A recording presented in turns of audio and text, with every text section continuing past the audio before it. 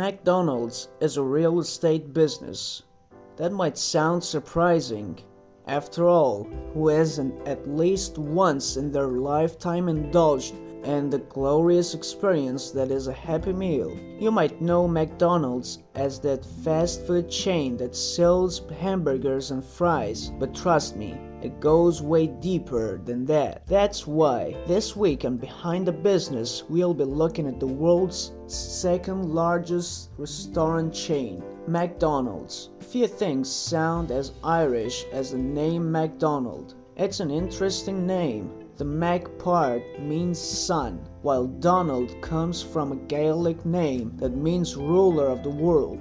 Very ominous, right? The two world rulers that we're interested in are Richard and Maurice MacDonald. Two brothers from New Hampshire. In the 1920s, they moved to California where they started a movie theater and a hot dog stand, but they eventually went bust when the Great Depression came around. Their first big success came in 1940 when they opened a barbecue joint in San Bernardino. Now at the time, virtually all restaurants were mom-and-pop establishments with their own unique taste and cooking methods. Drive-ins with roller skating waitresses were all the rage back then, but they were not particularly efficient. You had to wait half an hour to get your order, and half of the time they got it wrong.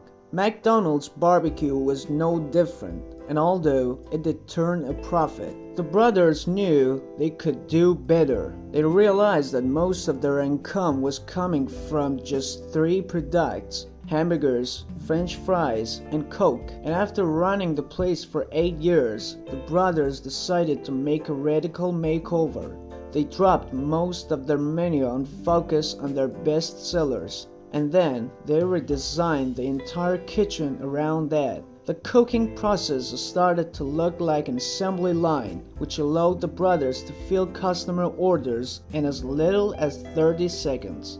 They abandoned the drive-in concept in favor of a walk-up counter, and they stopped using cutlery and dishes entirely, replacing them with disposable paper packaging. In an instant, the restaurant became a sensation, drawing an attention from across the country. One of the people they attracted was this guy, Ray Kroc. He was a natural-born hustler who at the age of 15 had lied his way into serving as a Red Cross ambulance driver during World War I. Interestingly enough, he served alongside Walt Disney in France, but they did not really keep in touch after the war. Like most people from the post-war years, Ray had worked dozens of jobs: jazz pianist, radio DJ, paper cup salesman, you name it. In the early 1950s, he was traveling cross-country trying to sell expensive milkshake machines, but he was not really doing a good job at it. One day in 1954, however, he got an order from 8 of them, and it was from none other than the MacDonald brothers. When Ray made his way to San Bernardino, he fell in love with the restaurant and immediately offered to franchise it. By that point, the MacDonald brothers had already opened over 20 franchise locations, but none of them were doing as well as the original restaurant. The lack of oversight made maintaining quality impossible. The brothers decided to give Ray a shot, and boy did he deliver. He handpicked only the best franchises and ran his operations like an army drill.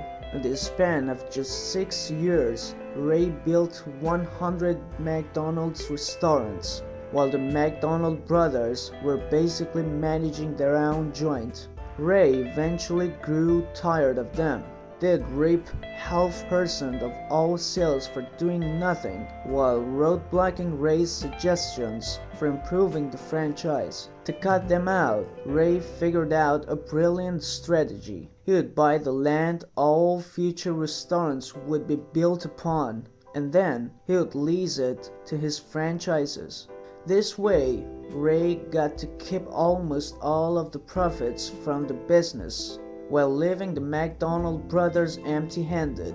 Of course, the brothers were not very happy at that, but there was not anything they could do, and in 1961, they finally agreed to sell their franchise to Ray for $2.7 million.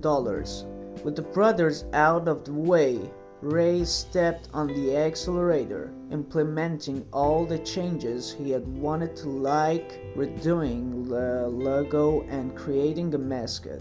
He also expanded the menu, adding the Filet-O-Fish in 1965 and the Big Mac in 1968. That same year, Ray celebrated opening Store 1000 and adopted the modern iteration of the Golden Arches logo.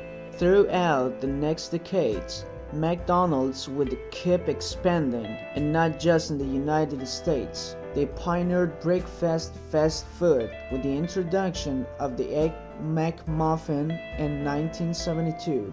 They also added stuff like Chicken McNuggets and the Happy Meal, which would eventually make them the world's largest toy distributor. By 1988, they had 10,000 restaurants, and although Ray was no longer alive, the company kept on growing without him.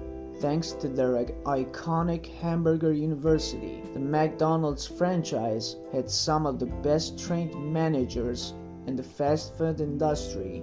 This allowed them stay one step ahead of competitors like Burger King and Wendy's. Since then, McDonald's have continued expanding their menu into what we know today. In 2006, the franchise underwent its first major redesign since the 1970s, adopting the so-called Forever Young design, which features dining zones with comfortable sofas and armchairs. Interestingly enough, today McDonald's is not the world's largest restaurant chain. That title goes to Subway, who have almost 45,000 locations compared to 37,000 for McDonald's. The company itself owns only 15% of them, the rest being franchised out. The restaurants ran by the company account for 2/3 of its revenue, but that is not the whole story. In reality, it costs way more to run your own restaurant than it does to sit back and collect rent. In 2014, for example, company-operated stores generated $18.2 billion, but McDonald's got to keep only $2.9 billion. In comparison, out of the $9.2 billion coming in from franchises, the company kept 7.6, a stunning 80%. So even though McDonald's seems to be flipping burgers, in reality they're playing Monopoly instead. If you like the history of McDonald's, subscribe to the channel for more information and see the complete information of other brands. Thank you very much for being with us. Subscribe to our channel for more interesting videos. Thank you, and as always, be smart.